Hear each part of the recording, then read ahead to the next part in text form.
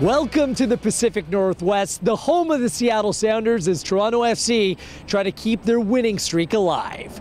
Gareth Wheeler with you. It's appropriate that we're here in Seattle, Washington, the home of Pearl Jam and one of my favorite albums of all time, 10. And guess what? It's Toronto FC's 10th game of the season as they take on the Sounders in an MLS Cup rematch.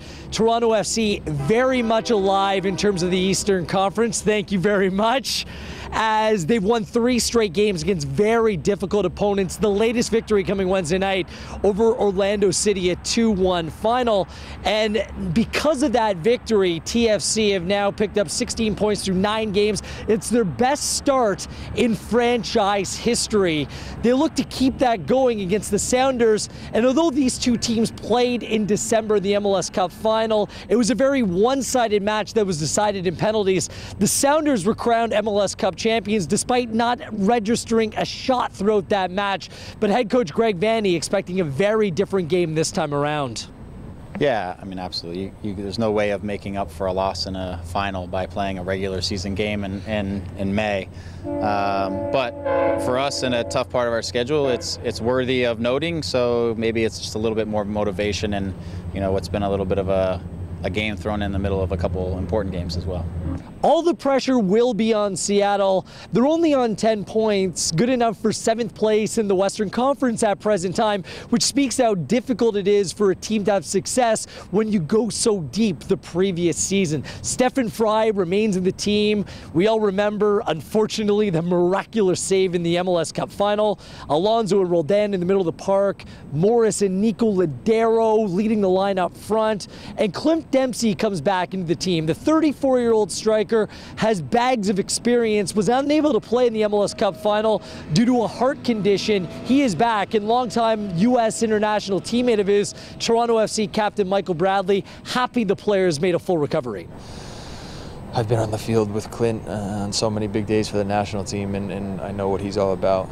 And for anybody to miss that amount of time and to probably have a little bit of uncertainty in terms of whether or not you're ever going to be able to come back. You don't wish that on anybody, and so I know everybody is really happy and excited to see him back and feeling good.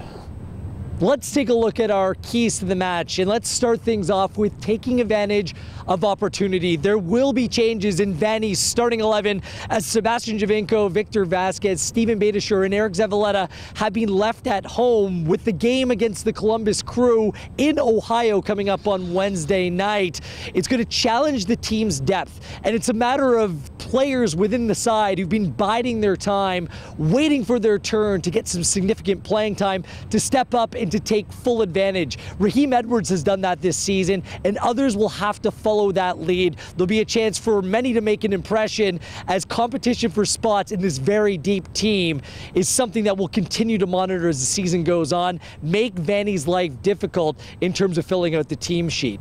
The second key to the match is being wary of the pace up front of the Seattle Sounders. The game's being played on turf, and Toronto FC at times this season has been susceptible to allowing players get in behind the back line. When the play is speed up, that's where the danger is, in behind the defensive 3. With changes coming to the back line, it's going to be of the utmost importance for the defenders to keep the play in front of them.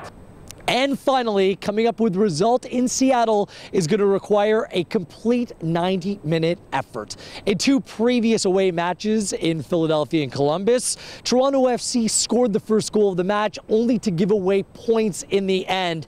And Seattle's a very difficult team. They push on and have found results out of nowhere over the course of the year, scoring late goals at will. They did it against Montreal, down 2-0 to salvage a 2-2 draw with 2 goals coming from the 83rd minute onwards. And last week against the New England Revolution, they were down 3-0 in the 74th minute to climb all the way back to earn a 3-3 draw. Teams like this are just so dangerous because the Seattle Sounders have so many attacking options. They have a winning mentality within the group, and it's going to require Toronto FC to play a disciplined brand of football for 90 minutes if you want to come away with anything at all.